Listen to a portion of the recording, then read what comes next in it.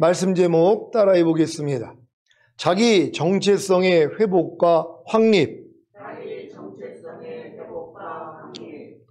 우리는 금요 예배를 통해 이스라엘 왕국의 발달 과정을 중심으로 하는 영적 성장론을 성도들이 영적으로 성장하는 6단계로 분류하면서 첫 번째 단계인 출애굽 전후의 과정을 공부하고 있습니다.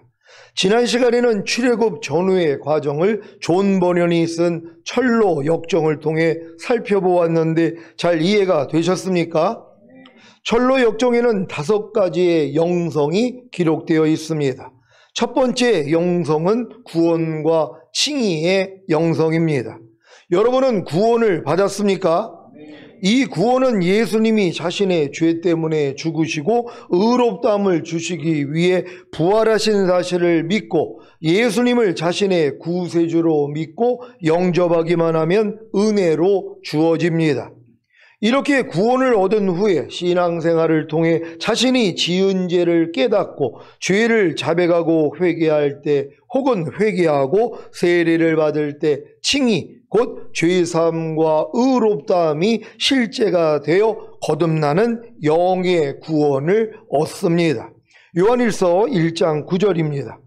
다 같이 읽습니다. 시작. 만일 우리가 우리 죄를 자백하면 저는 미쁘시고 의로우사 우리 죄를 사하시며 모든 불의에서 우리를 깨끗게 하실 것이요. 아멘. 사도행전 2장 38절 39절입니다. 제가 먼저 읽겠습니다. 베드로가 가로되 너희가 회개하여 각각 예수 그리스도의 이름으로 세례를 받고 죄사함을 얻으라. 그리하면 성령을 선물로 받으리니 이 약속은 너희와 너희 자녀와 모든 먼데 사람 곧 주 우리 하나님이 얼마든지 부르시는 자들에게 하신 것이라 하고. 아멘. 여러분은 구원을 얻은 후에 신앙생활을 통해 자신이 지은 죄를 깨닫고 죄를 자백하고 회개할 때 혹은 회개하고 세례를 받을 때 칭의 곧 죄사함과 의롭다함이 실제가 되어 거듭나는 영의 구원을 얻었습니까? 그렇다면 첫 번째 영성을 얻은 것입니다. 첫 번째 영성을 얻은 후에는 두 번째 영성인 성화의 영성을 얻어야 합니다. 성화의 영성이 무엇입니까? 성화의 영성은 예수 그리스도를 닮아가는 삶의 과정이며 성령의 인도하심과 믿음의 실천을 통해 끊임없이 성장해 나가는 믿음의 여정입니다. 이 믿음의 여정의 기본이 바로 예배와 말씀 묵상과 기도와 순종 훈련입니다. 이 예배와 말씀 묵상과 기도와 순종 훈련을 통해서만이 세 번째 영성인 고난의 영성을 얻을 수 있습니다. 고난의 영성이 무엇입니까? 고난의 영성은 어려움이나 고난을 겪을 때 신앙이나 영적 성장을 이끌어내는 과정을 의미합니다. 이는 종종 사람들이 힘든 시기를 겪을 때 그 상황에서 더 깊은 신앙을 경험하거나 인간 존재와 삶의 의미에 대해 다시금 생각함으로 영적으로 성장하는 것을 말하기도 합니다. 하지만 이 고난의 영성은 성화의 영성을 가진 신자가 그 길을 가고자 할 때, 즉 예배와 말씀 묵상과 기도와 순종 훈련을 할 때 생기는 것입니다. 대표적인 고난의 영성이 바로 욥의 고난의 영성과 다윗의 고난의 영성입니다. 물론 예수님의 고난의 영성이 최고이십니다. 욥기 23장 10절입니다. 다 같이 읽습니다. 시작. 나의 가는 길을 오직 그가 아시나니 그가 나를 단련하신 후에는 내가 정금같이 나오리라. 아멘. 여러분 주님 앞에 정금같이 나오고 계십니까? 그럼 주님이 금과 같이 여러분들을 단련했기 때문이란 말이에요. 그러니까 이 단련 없이는 이 정금같이 나아갈 수가 없다는 것이란 말이에요. 정금을 만들기 위해서 금 안에 있는 불순물들을 다 제거해야 되는 것이란 말이에요. 그러니까 여러분 안에 그리스도가 아닌 모든 것들이요, 여러분의 생각, 감정, 의지, 양심, 말과 행동, 표정까지도 주님과 똑같지 않는 모든 걸 주님이 다 제거하시는 것이란 말이에요. 이게 고난의 영성이에요. 근데 이걸 누가 원하냔 말이에요.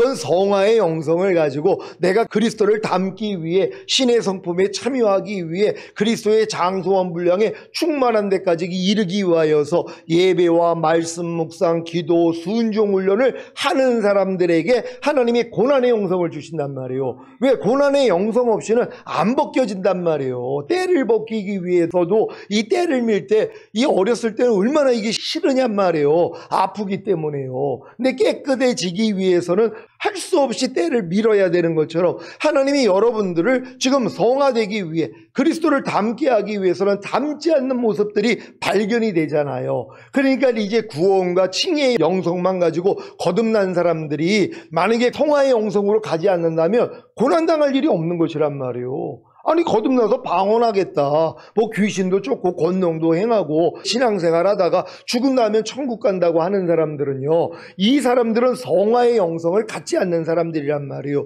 근데 여러분들이 거듭난 다음에 어느 정도 신앙생활을 하면 야, 우리가 거듭났기 때문에 이제 주님을 닮아가야 되는 거구나, 신의 성품에 참여하는 자가 돼야지 되는 거구나, 하나님 나라를 유업으로 얻지 못하게 하는 육체 일들을 다 끊어버려야 되는 거구나, 그리고 우리가 더욱더 성령의 9가지 열매, 이 성품적인 열매를 맺어야 되는구나, 이런 깨달음을 얻게 돼 있단 말이에요. 그러니까 이런 깨달음을 얻은 사람들이 성화의 영성을 가지고 주님을 닮기 위해서 노력을 한단 말이에요. 그러니까 이 노력을 하기 때문에 고난의 영성이 오는 거란 말이에요.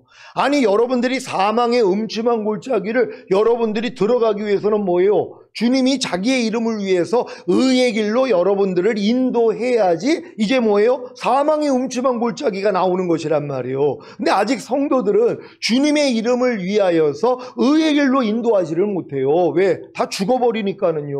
아니 오늘 태어난 아이를 어떻게 유치원에 보내냔 말이에요. 유치원에 가봤자 아무 소용이 없기 때문이란 말이에요. 그러니까 여러분들의 영혼이 소생된 다음에 거듭난 다음에 이제 주님이 자기 이름을 위해 의의 길로 인도한단 말이에요. 그러면 이 의의 길로 가기 위해서는 여러분의 의가 깨져야 된단 말이에요. 여러분의 자아가 깨져야 된단 말이에요. 그래서 그게 바로 사망의 음침한 골짜기가 되는 것이에요. 죽음의 길을 통과하는 거예요. 이게 고난의 영성이란 말이에요. 그래서 지금 많은 사람들은 뭐예요? 고난의 영성을 몰라요.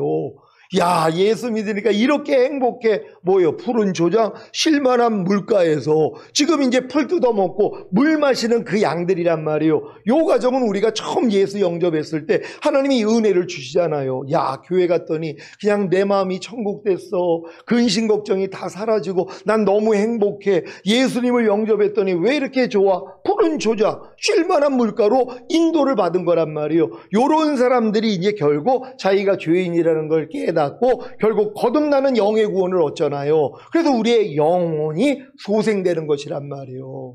그래서 하나님이 우리를 푸른 조장 쉴만한 물가로 인도하시는도다. 그가 우리의 영혼을 소생시킨다 그랬잖아요. 거듭난 사람들이란 말이에요. 요 거듭난 사람들만 주님이 자기 이름을 위해 의의 길로 인도한단 말이에요. 그것도 바로 거듭나자 이렇게 인도하는 게 아니에요. 오늘 태어났다고 야, 오늘 태어났으니까 너 오늘부터 유치원 가. 말도 안 되는 얘기죠. 어느 정도 말귀를 알아들을 정도 성장하니까 유치원에 보내는 것처럼, 그러니까 거듭난 다음에 어느 정도 성장하니까 주님이 이 길로 인도하시는 것이란 말이에요.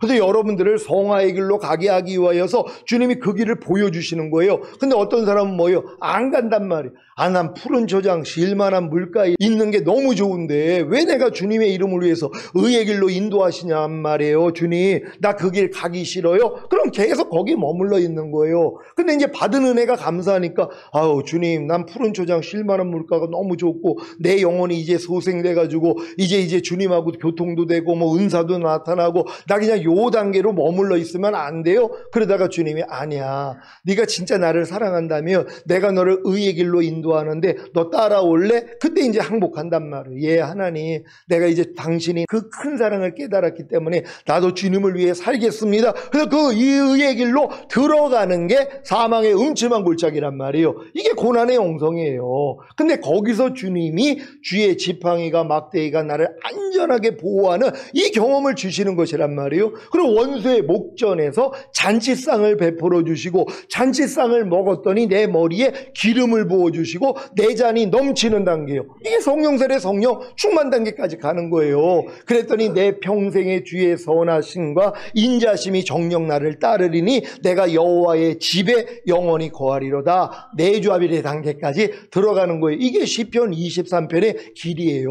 이걸 주님이 제게 보여주셨어요. 어디서 배워가지고 얘기하는 게 아니라 주님이 저희가 그 15년 전에 그렇게 주님이 마음에 할례를 주신 다음에 이 길을 성경 이렇게 시편으로 로마서로 또 출애굽기로 또 7대 절기로 하나님이 보여주신 거예요. 7일 안식 단계 들어가는 이 길을 보여주시고 6개의 돌 항아리에 물이 채워지니까 물이 변하여 포도주가 되는 걸 이렇게 하나하나 설명을 해주셨단 말이에요. 그래서 제가 이 길을 가는 거예요. 가고 났더니 뭐예요? 진짜 그런 단계가 있는 거란 말이에요. 제가 이 영성을 그래서 아는 것이란 말이에요. 근데 지금 많은 사람들은 그냥 구원과 칭의의 영성 그래가지고 거듭난 걸로 그냥 만족한단 말이에요. 반드시 거듭났으니까 뭐예요? 이제 태어났으니까 주님이 원하시는 길로 가야 될 거 아니에요. 그게 이제 성화의 영성이라는 거예요. 내가 이제 거룩하게 하나님이 거룩한 것 같이 나도 거룩해져야 돼. 나 이제 그리스도를 닮아갈 거야. 그러니까 그 길을 가는 사람이 고난의 영성이란 말이에요. 그러니까 여러분들이 이 과정을 겪지 아니하면 고난의 영성은 없어요. 그럼 고난의 영성이 없으니까 뭐예요? 주님과 온전히 하나가 되는 교회 공동체의 영성이 없는 거예요. 주님과 영으로 하나 되고 혼으로 하나 되고 몸으로 하나가 되는 그 자리까지는 못 들어가는 것이란 말이에요. 그러니까 반드시 여러분이 구원과 칭의의 영성을 가진 다음에는 여러분들이 이제 거듭났다면 이제 여러분들이 성화의 영성을 가지고 그 다음은 고난의 영성을 가야지만이 주님과 하나가 되는 이 자리로 들어가는 것이란 말이에요. 이 과정을 잘 이해할 수 있는 여러분 되시기를 바랍니다. 시편 119장 67절입니다. 다 같이 읽습니다. 시작. 고난당하기 전에는 내가 그릇 행하였더니 이제는 주의 말씀을 지키나이다. 아멘. 시편 119장 71절입니다. 다 같이 읽습니다. 시작. 고난당한 것이 내게 유익이라 이로 인하여 내가 주의 율례를 배우게 되었나이다. 아멘. 이게 고난의 영성의 유익이라는 것이란 말이에요. 그러니까 고난당하기 전에는 내가 그릇 행하였더니 뭐예요? 내 뜻대로 내 길로 갔다는 것이에요. 근데 고난을 당한 후에야 이제 내가 주의 말씀을 지키나이다. 이게 말씀대로 사는 사람이 된다는 거예요. 그러니까 여러분에게 고난이 없으면 누가 말씀대로 살아요? 아니 여러분이 고난이 없다면 이 길로 누가 들어가냔 말이에요. 그러니까 많은 사람들은 이 고난이 없기 때문에 이 길은 못 간단 말이에요. 그러니까 하나님의 말씀을 지키기 위한 고난을 받아야 되잖아요. 그래서 인내의 말씀을 지켰은즉 장차 온 세상에 임하는 시험의 때를 면하게 해주시리라. 7년 환란이란 말이에요. 이걸 면하게 하는 분들은 뭐예요? 다 휴거될 분들이란 말이에요. 이분들이 누구예요? 인내의 말씀을 지켰은즉 말씀을 지키기 위해서 인내하는 분들이란 말이에요. 이게 고난이란 말이에요. 여러분 이런 고난 당하고 계십니까? 말씀을 지키기 위해서 지금 인내를 하고 있는 거란 말이에요. 근데 보통 사람은 뭐예요? 인내하는 게 너무 싫어요. 아니 불평하지 말라는 말씀을 지키기 위해서 내가 인내를 해야 돼요. 그럼 참고 있어야 되잖아요. 불평을 하고 싶어도 안 하고 있어야 된단 말이에요. 그러니까 이게 너무 힘든 거예요. 그러니까 불평을 해버린단 말이에요. 그러니까 말씀을 지키기 위해서 인내하는 게 고난인데 이 고난 당하는 사람이 얼마나 있냔 말이에요. 항상 기뻐하라. 쉬지 말고 기도하라. 범사에 감사하라. 마음으로 오는 죄를 이기라. 몸으로 오는 죄를 이기라. 이 말씀을 지키기 위해서 고난 당하는 사람이 누가 있냔 말이에요. 아예 안 지켜버리죠. 안 지켜도 괜찮다고 생각한단 말이에요. 사람이 어떻게 저렇게 살아. 그러니까 이런 분들은 뭐예요? 하나님의 말씀을 지키기 위해서 고난당하지 않는 분들이에요. 그러니까 남겨지는 거예요. 그러니까 현명한 사람은 뭐예요? 하나님의 말씀을 지키기 위해서 인내하는, 이게 고난이란 말이에요. 그러니까 여러분 한 말씀 한 말씀을 지키기 위해서 고난당해야 되는 것이에요. 그러니까 고난당하기 전에는 내가 그릇 행하였더니 고난을 당한 후에야 내가 하나님의 말씀을 지키나이다. 그러니까 말씀을 지키는 수준이 된다는 걸 믿는 여러분 되시기를 바랍니다. 마태복음 27장 46절입니다.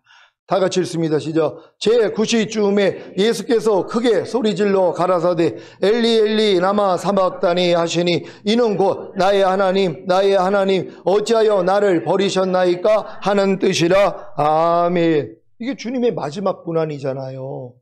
주님이 공생애를 시작하실 때 공생애 시작을 어떻게 했어요? 30세에 세리요한한테 세례를 받을 때 성령 세례, 성령 충만이 임하고 광야에 나가서 40일 금식하고 마지막 이제 마귀의 3가지 시험을 이길 때 천사가 와서 수종을 든단 말이에요. 그때부터 천사를 부리기 시작한 거예요. 그래서 공생애가 시작됐다는 것이에요. 근데 이 말씀은 언제 나오는 거예요? 공생애 끝에요. 그러니까 맨 마지막에 주님이 너는 인류의 죄를 짊어지고 죽어야 돼. 그럼 죽으려면 뭐예요? 이 고통 또한 하나님이 외면을 해야지 죽을 수 있잖아요. 그러니까 할만하시거든 이 잔을 내게서 좀 옮겨주세요. 아버지 하나님, 이것만은 내가 좀 안 하기를 원합니다. 내가 아버지하고 분리되고 아버지에게 외면을 당하고 난 이 인류의 죄를 짊어지고 그 일만큼은 나는 하고 싶지 않습니다. 이 마음이 주님이 인간의 마음을 보이신 것이란 말이에요. 근데 결국 아버지의 뜻을 아니까 뭐예요? 내 원대로 마옵시고 아버지 원대로 되기를 원하나이다. 그럼 그게 끝이 아니잖아요.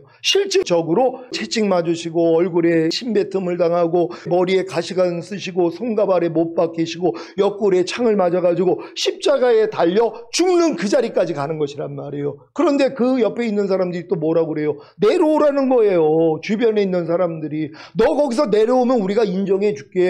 네가 메시아라는 거 인정해 줄게. 하나님의 아들이라는 거 인정해 줄게. 내려와. 근데 거기서 내려왔더라면 뭐예요? 우리의 구속이 안 이루어지잖아요. 거기서 죽는 게 아버지의 뜻이었단 말이에요. 그러니까 여러분도 죽는 자리까지 가는 게 맨 끝이거든요. 근데 여기까지 안 가는 거예요. 왜 거기서 내려오냔 말이에요. 죽으면 끝이에요. 그 다음부터 여러분 자신으로 사는 거 아닙니다. 그리스도로 사는 거예요. 배추, 흰나비, 애벌레가 이제 태어난 다음부터 4번의 허물을 벗고 번데기 과정을 지나야 번데기 찍고 나와서 나비가 되잖아요. 그러면 그때부터 뭐예요? 꿀 먹고 사는 거예요. 더 이상 이 뽕잎 먹고 아니면은 이 배추잎 먹고 안 산단 말이에요. 차원이 달라지는 거예요. 하나님이 여러분을 여기까지 끌고 가기를 원하는 거예요. 근데 만약에 번데기 단계에서 만약에 죽었다? 제일 억울한 사람들이죠. 여러분이 4번의 허물을 벗었는데 첫 번째 허물이 뭐예요? 성령 세례받는 혼의 구원이에요. 두 번째 허물이 뭐예요? 성령 충만받는 몸의 구원이에요. 세 번째 허물이 뭐예요? 전인 구원이에요. 네 번째 허물이 뭐예요? 내주합일의 구원이란 말이에요. 이게 끝이 아니라는 거예요. 그 다음은 뭐예요? 번데기 과정이요. 여러분이 완전히 죽어지는 그 자리까지, 예수님 공생의 3년만 끝에 십자가에 달리는 그 자리까지 하나님이 여러분들이 들어가기를 원하는 거예요. 그러니까 내가 받는 세례를 너희도 받으려 하느냐, 내가 마시려는 잔을 너희도 마시려 하느냐. 그러니까 제자들이 뭐예요? 우리도 그렇게 하겠습니다. 당연한 거죠. 우리는 그 자리까지는 가야 된단 말이에요. 여기서 포기하면 안 돼요. 내려오면 안 돼요. 죽으면 된단 말이에요. 그럼 내 자아는 완전히 없어져요. 그럼 우리는 내게 사는 것은 그리스도니 2단계까지 가는 거예요. 이들이 신부잖아요. 이들이 왕이에요. 1000년 동안 왕 노릇할 사람을 뽑기 위해 이 과정이란 말이에요. 피하지 마시란 말이에요. 끝까지 달려갈 수 있는 여러분 되시기를 바랍니다. 이 고난의 영성의 끝이 무엇인지 아십니까? 교회 공동체의 영성입니다. 교회 공동체의 영성은 아름다운 궁정과 기쁨의 산과 뷸라의 땅을 경험하고 아름다운 목자와 성도들을 통해 영적으로 무장하는 것만이 아니라 주님과 완전히 하나가 되는, 즉 주님과 마음이 하나가 되어 결혼하고 몸으로도 하나가 되는 내주합일의 단계에 이르는 것입니다. 에베소서 5장 31절 32절입니다. 제가 먼저 읽습니다. 이러므로 사람이 부모를 떠나 그 아내와 합하여 그 둘이 한 육체가 될지니 이 비밀이 크도다. 내가 그리스도와 교회에 대하여 말하노라. 아멘. 교회된 여러분은 주님과 한 육체가 되셨습니까? 그렇다면 5번째 영성인 영화의 영성을 얻게 될 것입니다. 영화의 영성이 무엇입니까? 주님이 공중으로 강림하실 때 여러분의 몸이 신령한 몸으로 변화되어 첫 열매로 휴거되는 것입니다. 물론 영화의 영성이 현재에서도 죄를 짓지 않고 하나님의 모든 말씀에 순종하는 것으로도 나타납니다. 그래서 이런 말씀들이 나오는 것입니다. 로마서 8장 29절 30절입니다. 제가 먼저 읽습니다. 하나님이 미리 아신 자들로 또한 그 아들의 형상을 본받게 하기 위하여 미리 정하셨으니 이는 그로 많은 형제 중에서 맏아들이 되게 하려 하심이니라. 또 미리 정하신 그들을 또한 부르시고 부르신 그들을 또한 의롭다 하시고 의롭다 하신 그들을 또한 영화롭게 하셨느니라. 아멘. 이것도 주님이 이미 과거 완료형으로 말씀을 한단 말이에요. 이미 여러분을 영화롭게 했다는 것이란 말이에요. 영화롭게 된 게 내가 믿어야지 뭐예요. 영화로운 삶을 살잖아요. 주님이 나를 통해 나타나는 삶, 이게 영화예요. 내 몸만 신령한 몸으로 변화되는 게 아니라 내 몸이 의의 몸으로 변화되어서 하나님이 뜻 가운데 사는 것, 이것도 영화라 그런단 말이에요. 근데 하나님이 이미 여러분을 영화롭게 했다는 것이에요. 이걸 믿으니까 뭐예요? 난 영화로운 존재지. 그래서 말씀대로 사는 거예요. 오른뺨 맞으면 왼뺨 돌려라. 아멘. 순종하는 거예요. 이게 영화롭게 된 사람들이란 말이에요. 그러니까 말씀이 여러분을 통해 나타나는 게 여러분이 영화로워진 것이란 말이에요. 이 땅에서는 이걸 누리고 있어야 되는 거예요. 지금 하나님의 모든 말씀이 여러분을 통해 나타나고 있어야 되는 거예요. 오른뺨 맞으면 왼뺨 돌려가 나타나고 있어야 돼요. 모든 일은 원망과 시비가 없이 하라는 말씀이 나타나고 있어야 되는 것이란 말이에요. 이게 바로 여러분을 영화롭게 한 것이란 말이에요. 이게 얼마나 하나님이 자랑스럽냔 말이에요. 이런 분들이 교회 안에 있다는 걸, 야, 내가 널 구원한 목적이 결국 너를 내가 택하고 부르고 의롭다고 영화롭게 했는데 너는 그 영화로운 단계까지 들어왔구나 하고 칭찬하실 거란 말이에요. 매일 이렇게 살 수 있는 여러분 되시기를 바랍니다. 이사야 55장 5절입니다. 현대인의 성경으로 읽겠습니다. 다 같이 읽습니다. 시작. 내가 외국 나라들을 부를 것이니 너를 알지 못하는 나라들이 너에게 달려올 것이다. 이것은 너의 하나님 나 여호와 이스라엘의 거룩한 자가 너를 영화롭게 하였기 때문이다. 아멘. 하나님이 여러분을 영화롭게 한다면 이 하나님이 뭐예요? 하나님이 사람을 붙이겠다는 것이란 말이에요. 이건 사실 천년왕국 때 이루어질 일들이란 말이에요.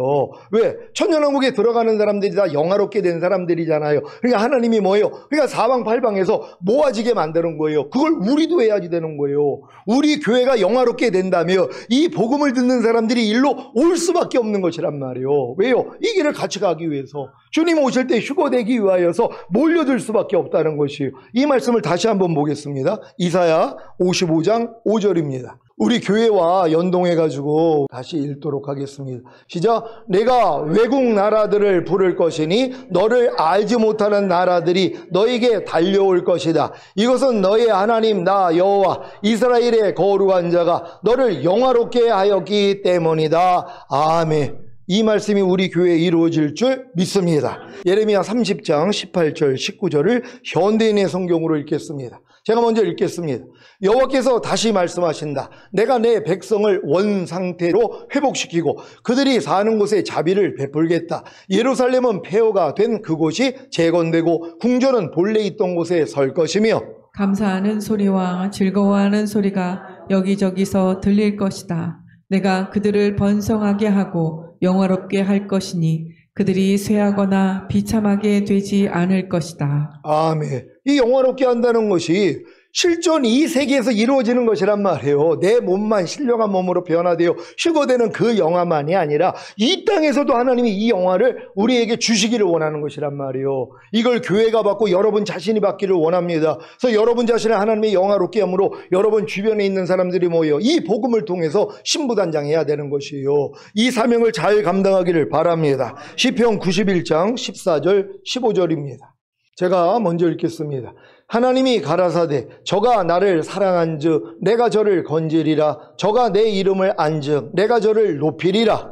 저가 내게 간구하리니 내가 응답하리라. 저희 환난 때에 내가 저와 함께하여 저를 건지고 영화롭게 하리라. 아멘. 현지에서 이루어지는 것이란 말이에요. 하나님은 여러분들을 영화롭게 한다고 약속을 했단 말이에요. 그러니까 여러분들이 지금 이 단계에서는 뭐예요? 하나님의 모든 말씀으로 살기만 하면 되는 것이란 말이에요. 그럼 하나님이 여러분을 영화롭게 하는 걸 보셔야 되는 것이란 말이에요. 하나님 말씀대로 승복하기 때문에 하나님이 영화롭게 하는 일이 여러분들로 경험하게 만들어준다는 걸 믿으시기를 바랍니다. 이 땅에서도 주님의 은혜로 영화롭게 되시기를 바랍니다. 철로역정에 기록된 5가지의 영성을 잘 이해하셨습니까? 지금 여러분은 어떤 영성을 경험하고 계십니까? 첫 번째, 구원과 칭의의 영성입니까? 두 번째, 성화의 영성입니까? 세 번째, 고난의 영성입니까? 네 번째, 교회 공동체의 영성입니까? 다섯 번째, 영화의 영성입니까? 시온교회에서 잘 성장하여 5번째 영화의 영성까지 경험하시기를 바랍니다. 이게 요번에 그 웰컴 센터 가평에 가가지고 철로역정 그 길에 이 길이 그대로 있는 거잖아요. 거기서 가르치는 게 이 5가지 영성이란 말이에요. 근데 제가 이제 조금 미흡하게 생각한 게 교회 공동체의 영성은 그냥 교회만의 그 얘기를 하는 게 아니라 주님과 신부와의 연합인데 여기까지는 얘기를 안 하더라고요. 우리가 지금 이렇게 칭의의 영성을 가져서 거듭나고 그 다음은 이제 우리가 성화의 영성을 가지고 고난의 영성을 갖는데 당연히 주님과 하나 되는 그 자리까지 들어가잖아요. 그게 이제 교회 공동체의 영성이란 말이에요. 주님이 우리를 구원한 목적이 뭐예요? 주님과 하나 되기 위함이잖아요. 남자가 부모를 떠나 그 여자와 연합하여 한 몸을 이룰지어다 하나가 되는 그 자리란 말이에요. 이런 사람들이 뭐예요? 이게 영화의 영성으로 가는 것이란 말이에요. 주님과 하나가 됐으니까 주님이 나오잖아요. 하나가 안 됐을 때 내가 나오고 어떨 때 가끔 가다가 주님이 나오는데 온전히 하나가 되면 주님만 나온단 말이에요. 그러니까 말씀으로 사는 존재가 되는 것이란 말이에요. 이걸 경험하다가 주님 오실 때 첫월매로 휴거되는 거예요. 그러니까 우리가 이 길을 간다는 게 얼마나 감사하냔 말이에요. 이 길을 몰라가지고 처음 거기 가가지고 야 이제 예수 믿으면 그냥 잘 먹고 잘 살다가 천국 가는 줄만 알았더니 이렇게 그냥 험난한 길이 있어. 근데 이 길이 뭐예요? 우린 다 경험했던 길이잖아요. 요번에도 우리 신학생들 이제 데리고 갔는데 얼마나 은혜를 많이 받았는지 몰라요. 우리 성도들은 또 다 갔다 왔고 우리가 가는 길이잖아요. 이 길을 몰라서 못 가는 사람들도 많은데 우리는 다 알잖아요. 그러니까 그 끝을 알기 때문에 여러분이 최선을 다해서 달려갈 수 있는 여러분 되시기를 바랍니다. 로마서 12장 3절입니다. 다 같이 읽습니다. 시작. 내게 주신 은혜로 말미암아 너희 중 각 사람에게 말하노니 마땅히 생각할 그 이상의 생각을 품지 말고 오직 하나님께서 각 사람에게 나눠주신 믿음의 분량대로 지혜롭게 생각하라. 아멘. 갓 태어난 아이의 성장 과정을 지켜보는 것은 그 부모의 큰 기쁨입니다. 게다가 그 자녀가 부모의 역량만큼 성장하여 그 부모에게 영광과 찬송이 된다면 그 부모는 더더욱 큰 기쁨을 누리게 될 것입니다. 하지만 성장하는 과정에서 뇌나 신체가 발달하지 못하여 남들과 같은 모양으로 성장하지 않거나 사고로 죽는다면, 더욱이 자신의 처지를 비관하여 자살한다면 그 부모의 심정은 찢어지고 살 소망을 잃을 것입니다. 아버지 하나님도 하나님의 은혜로 거듭난 하나님의 자녀들이 성장하는 과정을 지켜보는 것이 큰 기쁨이십니다. 게다가 그 자녀가 아버지 하나님의 역량만큼 성장하여 하나님께 영광과 찬송이 된다면 하나님은 더더욱 큰 기쁨을 누리게 될 것입니다. 하지만 성장하는 과정에서 자기 정체성을 잃고 내면의 상처를 입어 하나님과의 친밀함을 상실하거나 타락하여 하나님을 떠난다면, 그래서 지옥에 떨어진다면 아버지 하나님의 심정은 찢어지고 심히 상하실 것입니다. 해산의 고통을 통해 힘들게 낳고 진자리 마른 자리 갈아 넣으시며 손발이 다 닳도록 고생하며 키웠는데 졸지의 사고로 뇌기능을 상실하여 대화할 수 없거나 꿈도 키우지 못하고 자녀가 죽는다면 그 부모의 심정이 어떻겠습니까? 갓 태어난 아이가 성장이 먹고 소리를 못 듣는 귀머거리에 말도 못하는 벙어리, 보지도 못하는 소경, 몸도 움직이지 못하는 식물인간이 된다면 그 부모의 속은 어떻게 되겠습니까? 자기 전부를 희생해서라도 그 자녀를 고치려 하지 않겠습니까? 사람도 이럴진데 아버지 하나님께서는 어떠하시겠습니까? 하나님은 죄와 사탄에게 종노릇하다가 죽어서 지옥에 떨어져 영원히 고통 가운데 살 수밖에 없는 인류를 위해 자기 아들을 십자가에 못 박아 죽이시고 그 핏값으로 온 인류를 사셨습니다. 이 기쁜 소식을 듣고 믿음으로 주 예수를 영접한 자들에게는 죄사함과 의롭다함을 주시고 성령을 선물로 주심으로 거듭나게 하사 하나님을 아바 아버지라 부를 수 있는 권세, 즉 하나님의 자녀가 되는 권세를 주셨습니다. 여러분은 예수님의 죽으심과 부활하심을 믿고 죄를 회개함으로 죄사함과 의롭다함을 얻으셨습니까? 그리고 성령님을 선물로 받아 거듭난 하나님의 자녀가 되셨습니까? 그래서 하나님을 아바 아버지라 부르고 계십니까? 하나님은 자기 아들을 이 땅에 보내시어 죽이심으로 온 인류의 죄를 사해 하나님의 사랑을 보이시고 그 사랑을 알고 예수님을 구세주로 영접하는 자들에게 죄사함과 의롭다함을 주심으로 거듭나게 하사 하나님의 자녀가 되게 하셨습니다. 그런데 그 자녀가 잘 성장하지 못하므로 하나님과 교제도 못하고 하나님의 영광과 찬송이 되기는커녕 다시 죄와 육체와 세상과 사탄에게 돌아가 지옥에 떨어진다면 하나님의 심정이 어떻겠습니까? 히브리서 6장 4절로 6절입니다. 제가 먼저 읽습니다. 한번 비춤을 얻고 하늘의 은사를 맛보고 성령에 참여한 바 되고 하나님의 선한 말씀과 내세의 능력을 맛보고 다 같이 타락한 자들은 다시 새롭게 하여 회개케 할 수 없나니 이는 자기가 하나님의 아들을 다시 십자가에 못 박아 현저히 욕을 보임이라. 아멘. 이렇듯 거듭난 성도가 성장이 먹고 하나님의 음성을 못 듣는 귀머거리에, 기도도 못하는 벙어리에, 하나님의 영광을 보지도 못하는 소경에, 하나님의 뜻대로 살지 못하는 식물인간이 된다면 하나님의 속은 어떻게 되겠습니까? 자기 전부를 희생해서라도 그 성도를 고치려 하지 않겠습니까? 그래서 그 받으시는 아들마다 책찍질하시고 그 사랑하시는 자를 징계하시는 것입니다.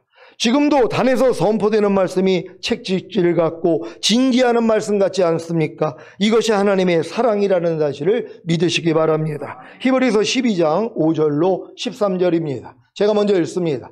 또 아들들에게 권하는 것 같이 너희에게 권면하신 말씀을 잊었도다. 일렀으되 내 아들아 주의 징계하심을 경히 여기지 말며 그에게 꾸지람을 받을 때에 낙심하지 말라. 주께서 그 사랑하시는 자를 징계하시고 그의 받으시는 아들마다 채찍질 하심이니라 하였으니 너희가 참음은 징계를 받기 위함이라. 하나님이 아들과 같이 너희를 대우하시나니 어찌 아비가 징계하지 않는 아들이 있으리요. 징계는 다 받는 것이거늘 너희에게 없으면 사생자요 참 아들이 아니니라.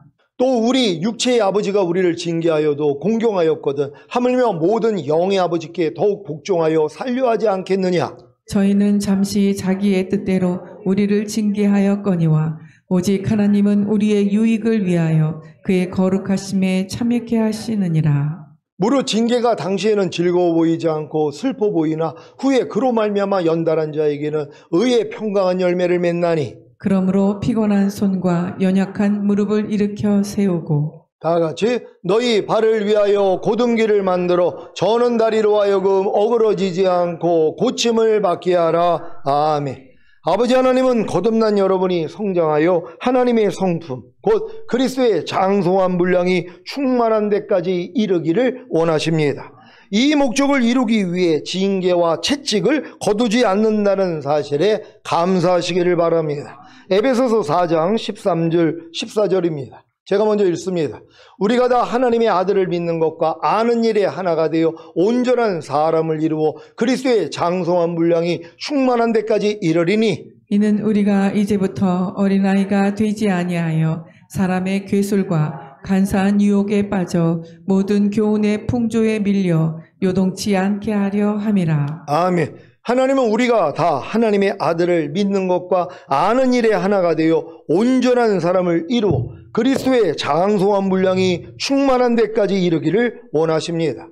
왜냐하면 성도가 성장하지 못하여 신앙이 어린아이 수준에 머문다면 사람의 괴술과 간사한 유혹에 빠져 모든 교훈의 풍조에 밀려 요동하기 때문입니다. 그 결과가 무엇인지 아십니까? 태어났으나 그 목적을 이루지 못하고 죽는 것입니다. 이들은 하나님의 은혜로 구원받고 출애굽했으나 광야에서 죽은 이스라엘과 같습니다. 이들이 하나님의 은혜로 구원받고 출애굽했으나 죽은 이유는 불순종함으로 가나안에 들어가려 하지 않았기 때문입니다. 그 구원의 목적인 하나님의 아들을 믿는 것과 아는 일에 하나가 되어 온전한 사람을 이루어 그리스도의 장성한 분량이 충만한 데까지 이르러야 하는데 그 목적을 망각하고 불평과 원망과 우상 숭배와 간음에 빠진 것입니다. 구원의 목적을 망각하지 않고 온전한 구원에 이르기 위해서는 영적 성장의 단계를 이해하고 계속 성장하는 방법 외에는 없습니다. 생명의 특징은 성장입니다. 성장이 멎었다면 죽은 것입니다. 여러분은 영원한 생명, 영생을 얻었습니까? 그 생명이 지금도 성장하고 있습니까? 그렇다면 진짜 영생을 얻은 것입니다. 하지만 주의하십시오. 성장이 멈추는 순간 영생을 잃을 수도 있다는 사실입니다. 아무리 건강한 사람도 먹지 않는다며 숨 쉬지 않는다면 힘을 잃고 죽게 될 것입니다. 마찬가지로 인자의 살과 피를 먹고 마시지 않는다면 생명이 없습니다.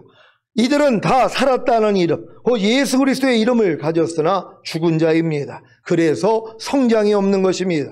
성장하기 위해서는 인자의 살과 피를 먹고 마셔야 합니다. 말씀을 읽고 기도하고 죄사함을 받고 성령을 의지하여 하나님의 모든 말씀에 순종해 나가야 합니다. 이것이 성장의 비결입니다.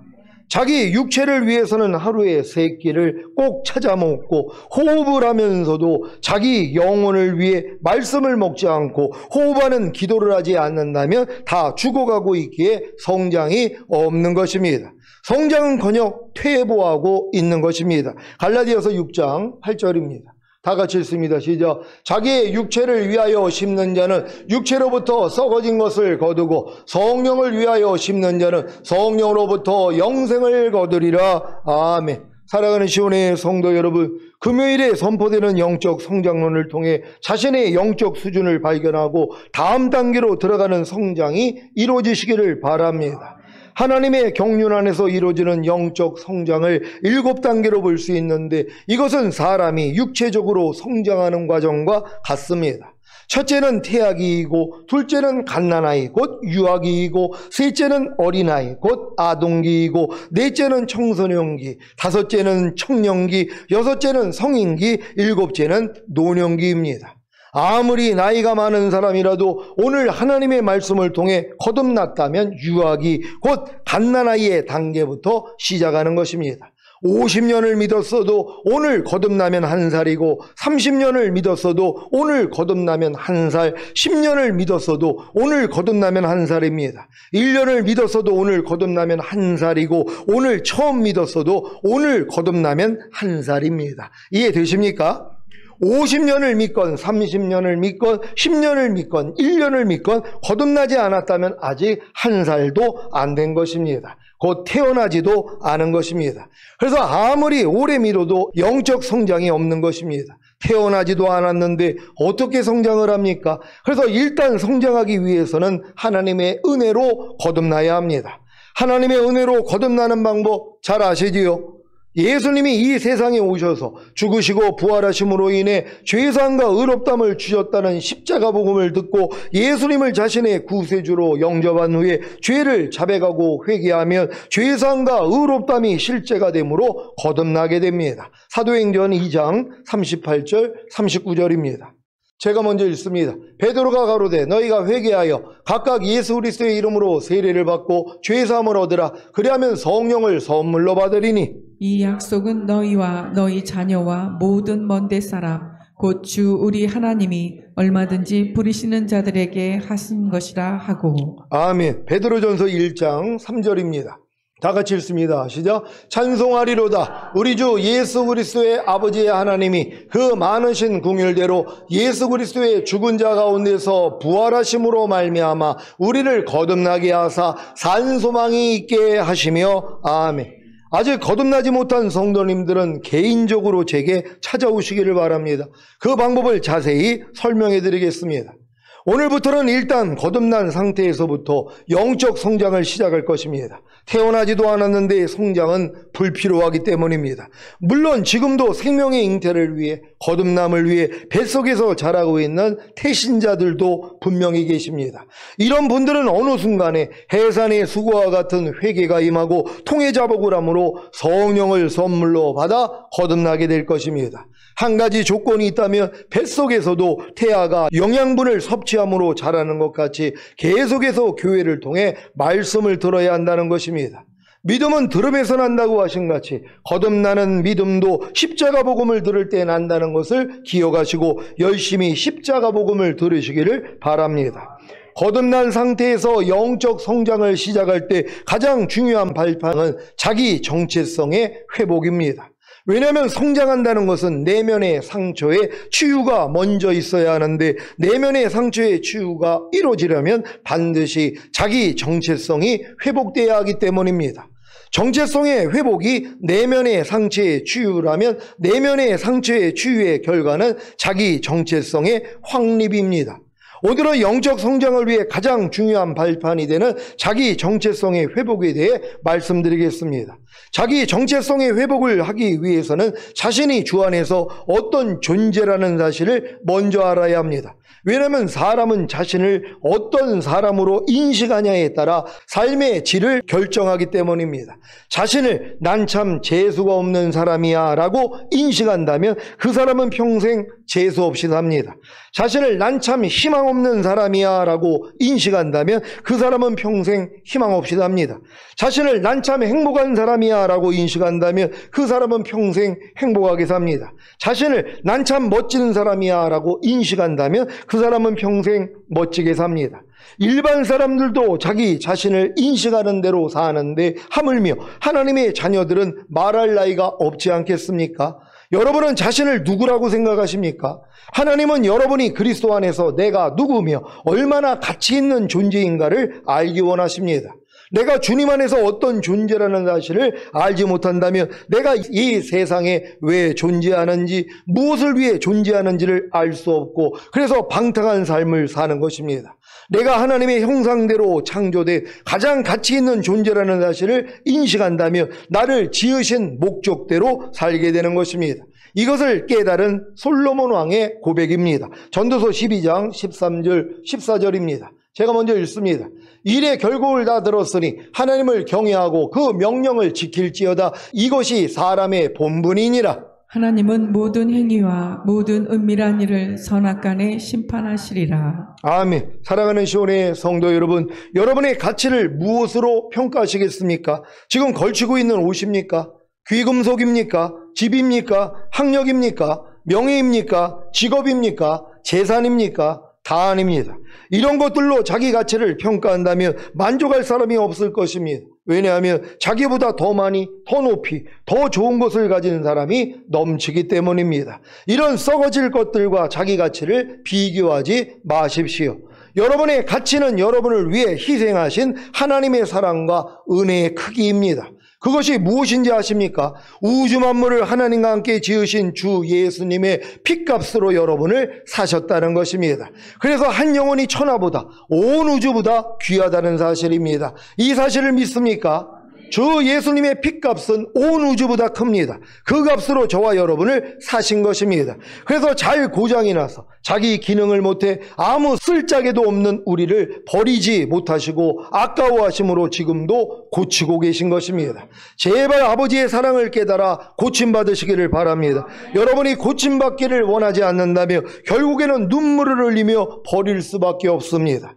고가의 값을 치르고 산 물건이 자주 고장이 나서 쓸모가 없어 자리만 차지하고 있을 때 아무리 귀하게 주고 샀어도 버리지 않습니까? 예수님을 십자가에 못 박아 죽인 하나님의 선민 이스라엘도 아끼지 않으시고 버리지 않으셨습니까? 로마서 11장 21절 22절입니다.